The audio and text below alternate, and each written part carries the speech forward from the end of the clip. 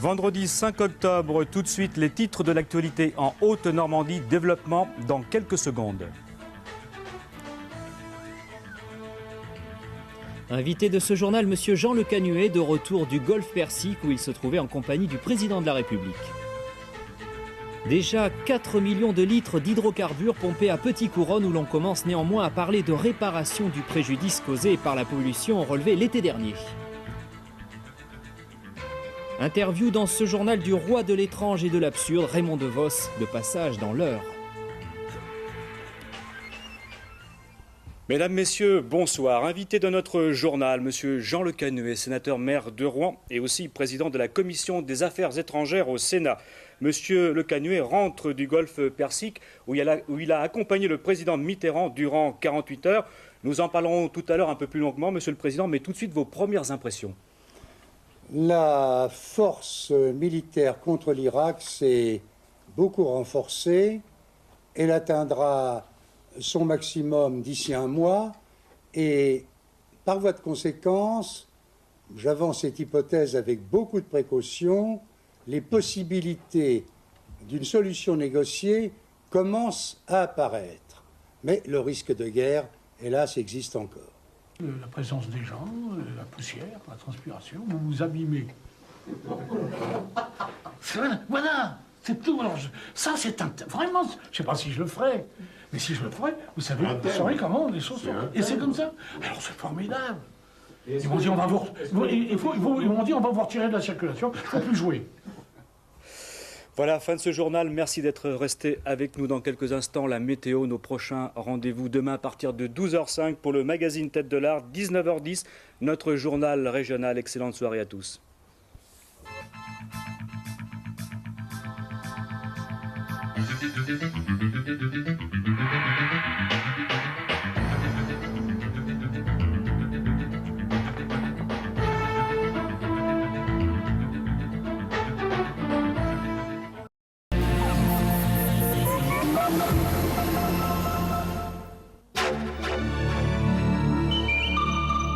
Lou n'a Dieu que pour Ben, qui l'ignore. Mais comment qui c'est cette fille? C'est pas une fille, c'est mon assistante, c'est pas une fille. Monsieur Ben les aime plus pulpeuses. Mais le monsieur, elle aimerait que tu t'occupes de tes affaires, surtout que tu les ranges. Mais la belle a plus d'un tour dans son sac à malice. Jaloux? Un peu, oui. Trop tard, hélas. Elle convole au bras d'un inquiétant playboy. Intrépide, Ben vole à son secours. J'en tiens! Samedi 20h40, les noces de carton. Sérieusement, j'ai peur pour toi. Ça flash sur France 3.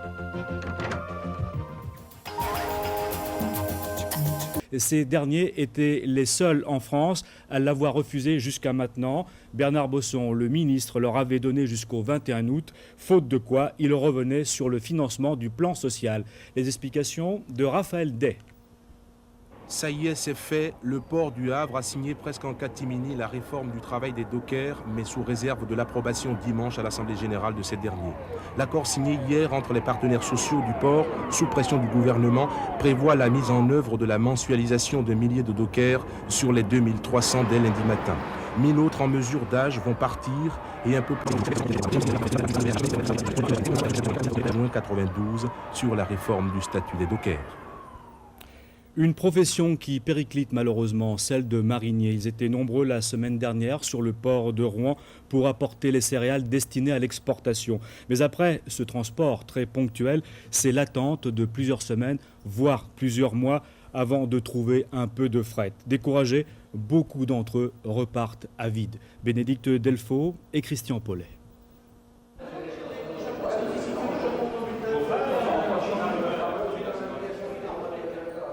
10h30 au bureau d'affrètement, le rendez-vous quotidien des mariniers. Ils viennent y chercher du travail.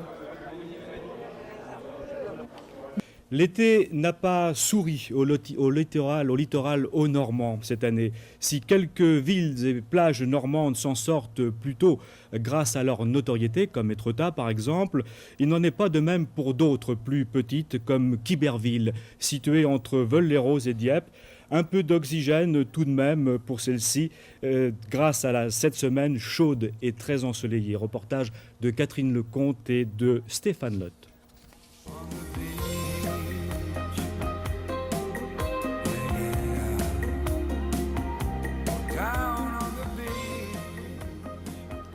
Parasol et drapeau vert, depuis une semaine, la météo des plages normandes ressemble à s'y méprendre à leur grande sœur méridionale. Chaleur et mer turquoise sont au menu et les vacanciers, eux, sont de retour. La Vallée d'Eure avec Passy a toujours attiré Parisiens, Franciliens et Hauts-Normands bien sûr.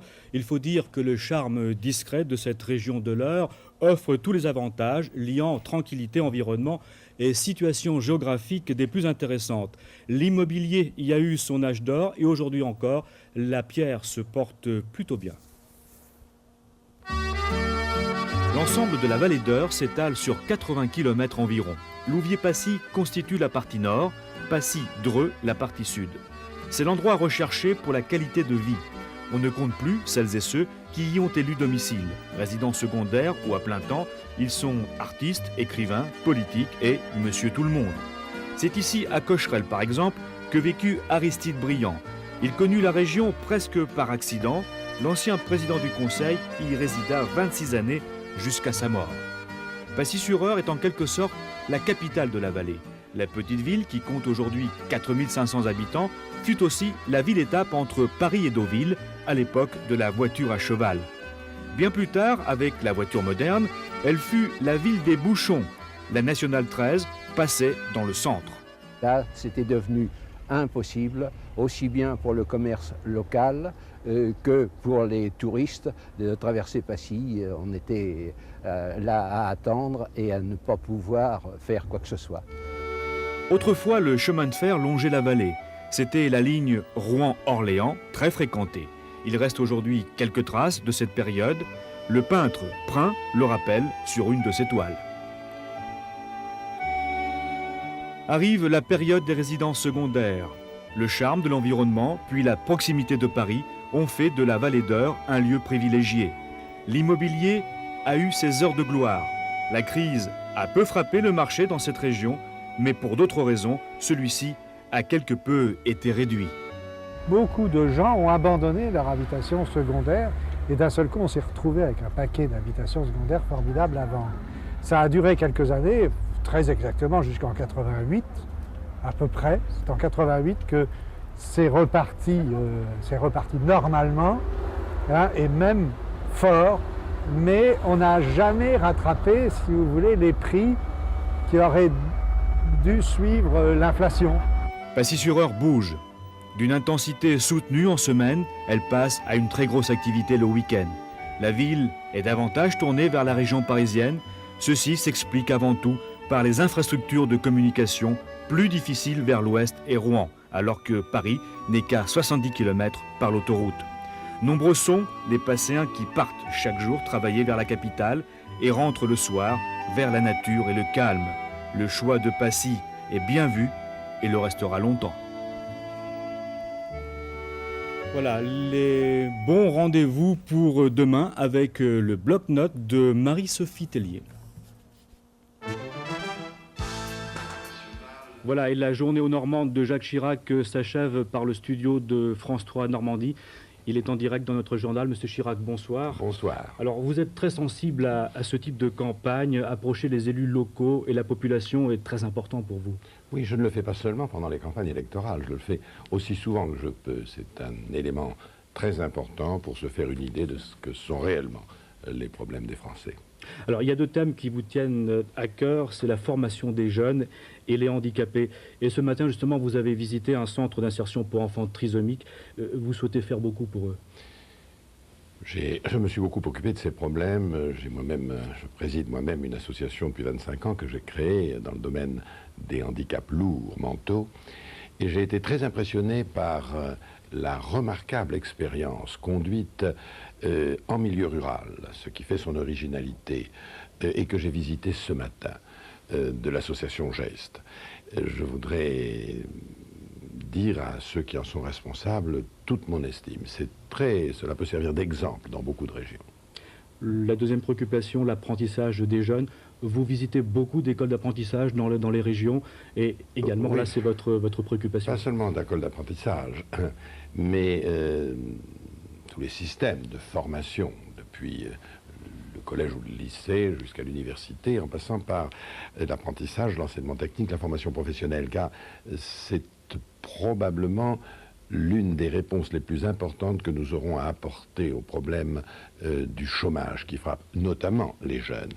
Et les filières d'apprentissage sont des filières nobles, contrairement à ce que certains imaginent encore. Et ce sont des filières efficaces, c'est-à-dire qui débouchent réellement sur un emploi, des responsabilités et surtout des perspectives d'avenir. Et j'ai visité effectivement hier, par exemple, à Coutances, un centre très remarquable d'apprentissage dont tous les élèves à la sortie trouvent un emploi. Alors, le 18 mars prochain, vous aurez visité 38 départements français. Oui, un peu plus. Bon, et vous soutenez les candidats qui se présentent contre un sortant socialiste. Ils ont besoin vraiment de vous par ces temps qui courent? En tout cas, ils m'invitent. Et j'y suis sensible. Ici, en Seine-Maritime, c'est une situation politique, je dirais, relativement simple, puisque les élus et les responsables de l'UDF et du RPR ont eu la très grande sagesse de trouver une solution de candidature unique dans chacune des 12 circonscriptions. Et je voudrais les féliciter, ce qui, naturellement, m'a permis non pas d'aller dans les 12 circonscriptions, mais de soutenir les 12 candidats, qu'ils soient UDF ou RPR, qui se présenteront en 1993 au mois de mars. Dernière question, M. Chirac. Depuis 48 heures, l'affaire de la Haute-Cour devient une tragédie à multiples rebondissements. Alors, votre sentiment sur l'attitude de Laurent Fabius, qui est élu de ce département et que vous n'avez personnellement jamais trop chargé, quoi? Il n'est pas question de charger ou de ne pas charger. Et d'autre part, je n'ai pas de commentaire à faire sur les volte-face successives de M. Fabius. Je dis simplement que devant un drame d'une telle ampleur, il faut connaître la vérité. On la doit aux victimes, on la doit aux Français.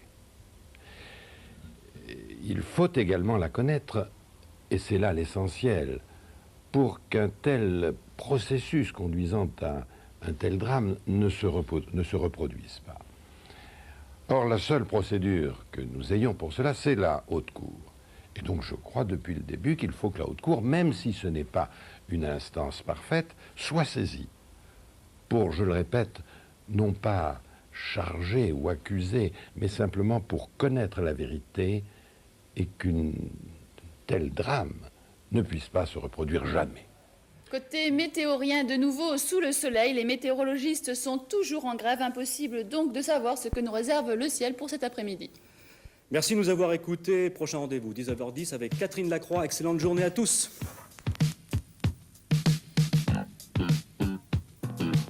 Bien sûr. L'association des galeries d'art professionnelles, l'AGAP, vient de sortir un guide véritable annuaire des galeries professionnelles de Rouen. Avec nous ce soir, Madame Bourdier, la présidente de l'association qui s'est créée de ces galeries rouennaises. Madame Bourdier, bonsoir. Alors ce petit guide vient de sortir. À quoi va-t-il servir exactement ? En fait, il est destiné à toutes les personnes qui viennent à Rouen, dans un premier temps, qu'ils soient étrangers ou français. Et il est destiné à leur faire voir un petit peu quelle est la création contemporaine à Rouen, en dehors de la cathédrale, en dehors des monuments historiques. Alors les initiales sont AGAP. Alors c'est quand même pas le lieu où on boit beaucoup de champagne, où on mange beaucoup de petits fours. Peut-être que ça viendrait oui. un jour. C'est l'association des galeries d'art professionnelles. En fait, notre association regroupe 16 des 18 galeries enregistrées comme telles par la Chambre de commerce. D'accord, alors je lis donc 1680 mètres carrés d'exposition, 112 expositions par an, 1500 œuvres exposées, 300 artistes. Cela ressemble un petit peu à un supermarché. Moi, je dirais plutôt un salon permanent. Comme la FIA, comme une toute petite FIA, comme un petit salon, comme le salon régional qu'organise Rouen depuis quelques années. Non, je pense que c'est effectivement un intérêt. C'est un regroupement d'artistes, un regroupement de galeries, et je pense que ça peut intéresser les touristes et les gens de l'extérieur. La peinture est-elle devenue aujourd'hui un produit de consommation comme un autre, selon vous, qui êtes une professionnelle ? Je le voudrais bien. Je le voudrais bien de temps en temps. Non, je pense que ça se démocratise, effectivement. Mais nos lieux sont toujours des lieux comme ça, très, très fermés, où les gens n'osent pas rentrer. Bon, effectivement, la peinture intéresse de plus en plus de gens, mais encore pas suffisamment. Alors comment peut-on entrer, comment un artiste peut entrer dans le sérail des galeries ? Est-ce que C'est lui qui choisit la galerie ou est-ce que c'est vous qui choisissez l'artiste? Comment ça se passe? C'est les deux à la fois, ça dépend. Quand une galerie rencontre un peintre dans une autre galerie et qu'elle a un coup de cœur, elle peut effectivement essayer de rentrer en contact avec lui. Aussi, les peintres bougent et puis prennent leur carton sous le bras et ils vont voir les galeries à droite à gauche. Je pense que c'est avant tout un métier qui est fait de relations, de la qualité, qui est basé sur la qualité de relations qu'une galerie et qu'un artiste peuvent tisser ensemble. Donc tous les cas de figure sont possibles. Merci Madame Bourdier.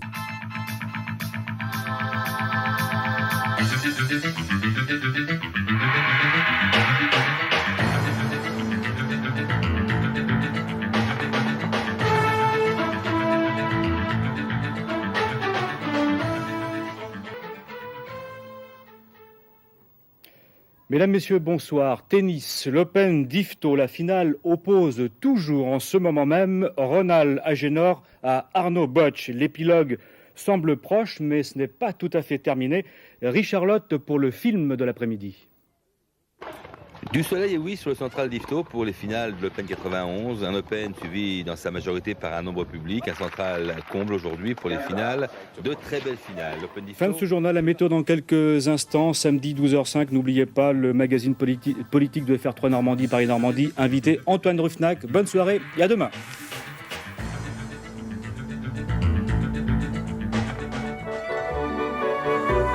Monsieur le professeur, bonsoir. Alors, bonsoir, monsieur Alcala. Une première question.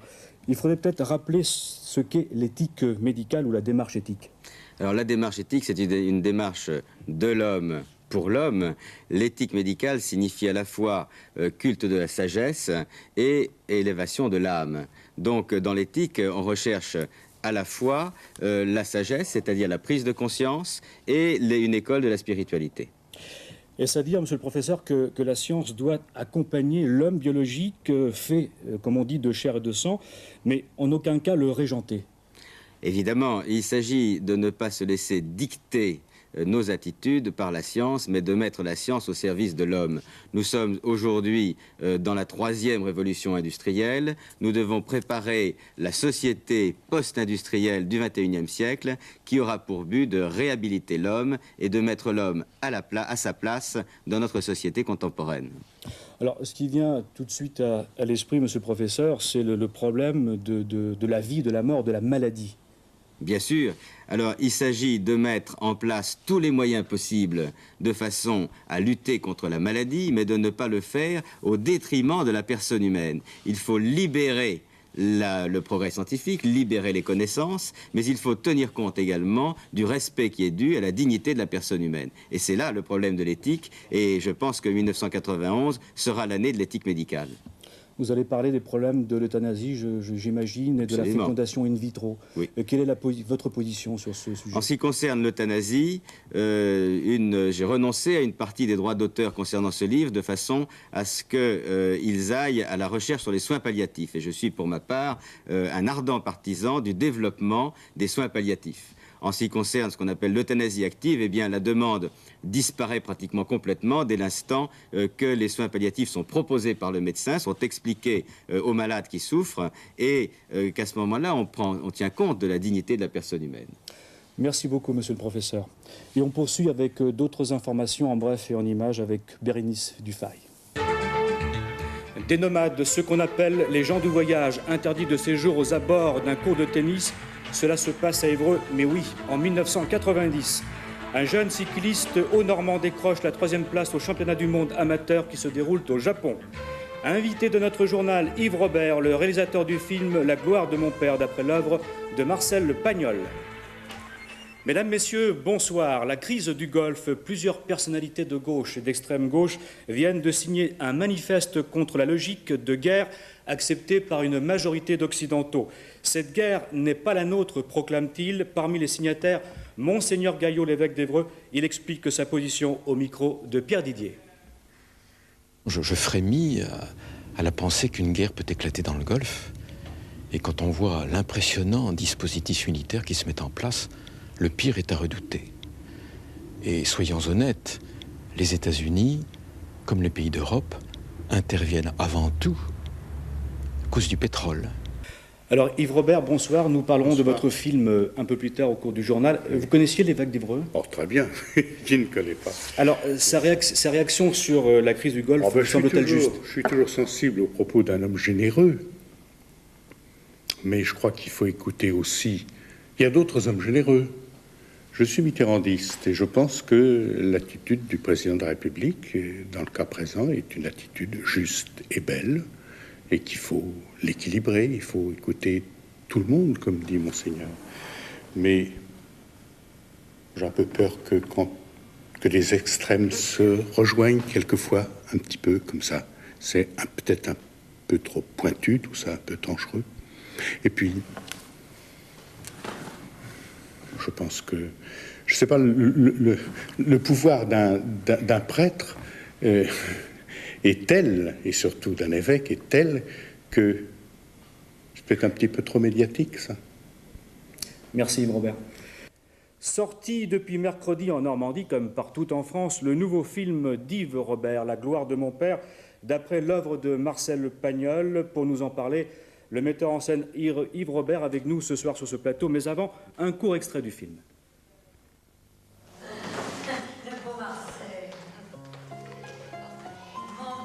Quand ma mère allait au marché, elle me laissait au passage dans la classe de mon père qui apprenait à lire à des gamins de 6 ou 7 ans. Bien. Je restais assis au fond, bien sage, et j'admirais la toute-puissance paternelle. Bien. Un beau matin, Oh, mon bel Galava. ma mère me déposa à ma place et sortit sans mot dire. Tandis que mon père... Non, c'est pas vrai. Qu'est-ce que tu dis? Maman ne m'a pas puni, tu n'as pas bien écrit. Qui t'a dit qu'on t'avait puni? C'est écrit là. Oui. Yves Robert, La gloire de mon père, il y a très longtemps que vous aviez envie de le réaliser, c'était un vieux rêve, aujourd'hui c'est chose faite. C'est une histoire d'amour, oui. Est-ce que vous l'auriez fait de la même façon il y a 25 ans? Sûrement pas. Sûrement pas. Et là, je m'inspire des propos de Pagnol qui disait quand on a 35 ou 40 ans, on n'a pas de souvenirs d'enfance. Parce qu'on est occupé, on aime, on travaille, on fait des affaires, on invente, on cherche. Et puis, il prétendait qu'il y avait un moment où on perdait la mémoire. Et il disait, je ne sais pas à quel stade, mais enfin, ça doit être à l'instant où on ne peut plus apprendre le chinois. On commence à perdre la mémoire et à ce moment-là, on a des souvenirs d'enfance. C'est ce qui lui est arrivé. Et je suis arrivé à l'âge où j'ai maintenant des souvenirs d'enfance et j'ai ceux de Pagnol. Alors, avec ce film, est-ce de votre part une œuvre nostalgique? Oh, pas du tout. Nostalgique, oui, à cause du souvenir, certainement. Vous avez raison, c'est une très belle phrase. Mais je pense que la nostalgie peut être aussi joyeuse, peut être aussi positive. Hein. Le souvenir, ça n'est pas simplement du regret. Ça peut être de la joie. Et dans le cas de Pagnol, et dans mon cas, j'ai eu une enfance... J'ai un point commun avec Pagnol. J'ai été un petit garçon. Et j'ai été un petit garçon ébloui de bonheur de vivre. J'avais une envie de mordre dans la vie, ce que j'ai fait. Et c'est aussi, je crois, un film à la gloire de la République, de l'école laïque. Absolument, à la gloire des hussards noirs de la République, comme appelaient Peggy les instituteurs de l'époque. Je dois beaucoup aux instituteurs et j'ai voulu leur rendre hommage. Je leur dois d'avoir eu le goût du savoir et une chose qui me poursuit depuis que j'ai quitté l'école communale. Alors, on parle de La gloire de mon père, mais en fait, il s'agit de deux films. Il y a aussi Le château de ma mère qui sortira le 31 octobre prochain. Merci. Donc, une très grosse entreprise cinématographique. C'est encore possible aujourd'hui? La preuve, bien sûr. Mais je crois que tout est possible quand on a envie et qu'il y a des raisons valables de le faire. Là, on a eu la Maison Gaumont et M. Alain Poiret qui en est le producteur. Nous autres, la Guéville, ma femme Danielle et moi, n'avons que 20% dans cette affaire, ce qui est très bien. Mais les télévisions nous ont aidés, Canal+, etc. Bien sûr, on peut produire des films. Bien sûr, il y a ce qu'il faut pour en faire. Le problème, c'est peut-être ce qu'on raconte. Alors, à l'heure, Yves Robert, à l'heure où on parle de cinéma à l'échelle européenne, pensez-vous qu'un film comme celui que vous venez de réaliser puisse s'exporter dans d'autres pays de la communauté européenne et dans le monde? Je vous dirais, j'espère. Les films que j'ai faits ont généralement eu des échos dans d'autres pays. J'étais recordman dans certains pays en Amérique du Sud avec Alexandre le Bienheureux. Peut-être que c'était l'éloge de la paresse qui plaisait ça. Mais je ne crois pas beaucoup aux films européens. Je crois que quand il y aura des Européens, ce qui n'est pas encore fait, on fera des films européens. Pour l'instant, j'ai l'impression que c'est, non pas une magouille, mais que c'est plus une histoire d'argent qu'une histoire d'art. Merci Yves Robert d'être venu en direct sur ce plateau. Fin de ce journal, dans quelques instants, la météo, la suite du 19-20, prochain rendez-vous demain. Merci, au revoir.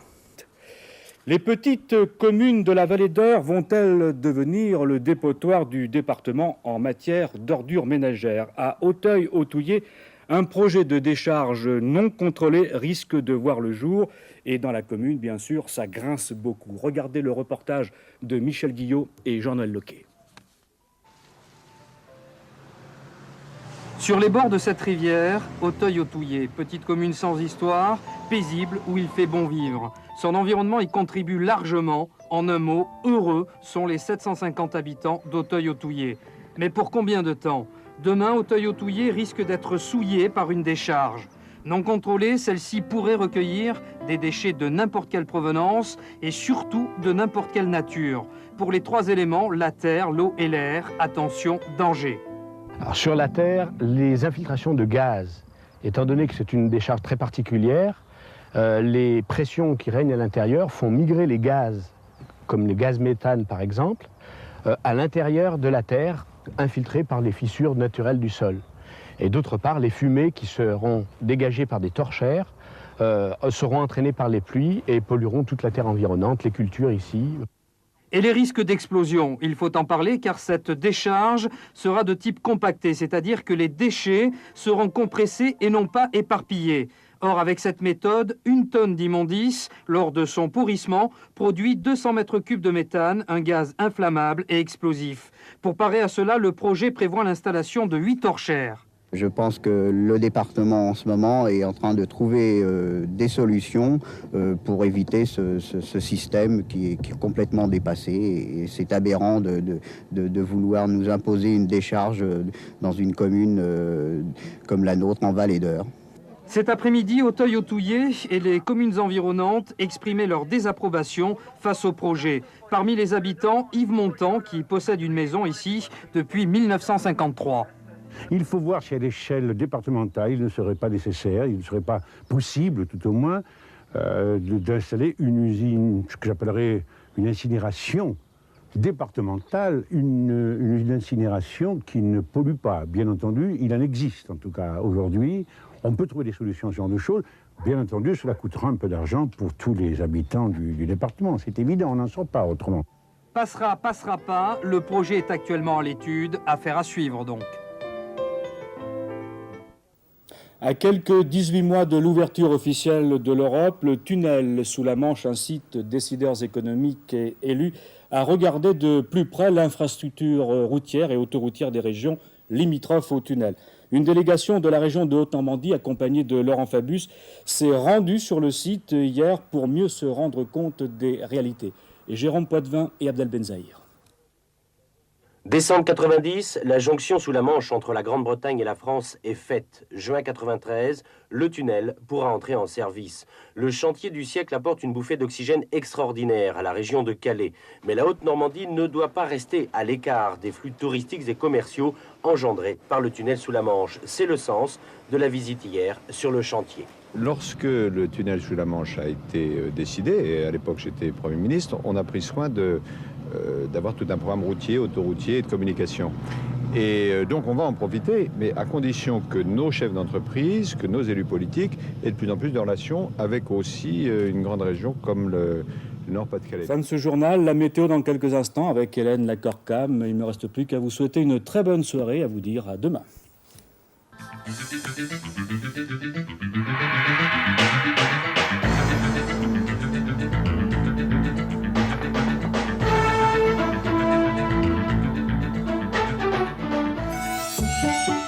Dernière séquence ce soir du cinquantenaire du débarquement allié, images archives bien sûr. Alors nous sommes toujours en juin 44. La bataille bat son plein, mais à l'arrière, le maréchal Pétain visite la France bombardée, comme ce jour-là à Saint-Étienne. Regardez.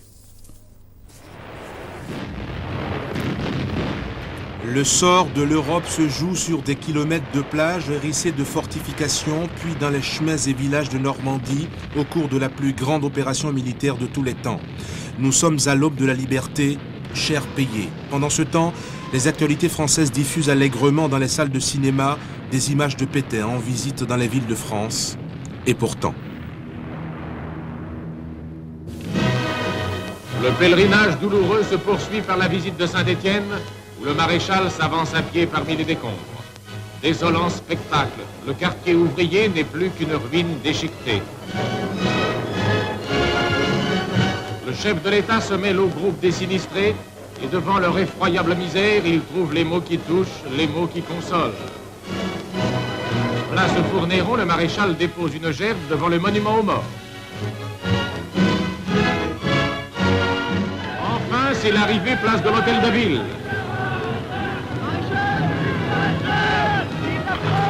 Bien orchestrée par les collaborateurs d'État, la propagande de Vichy ne se souciait guère des hommes qui mourraient pour la liberté sur les plages normandes contre le nazisme.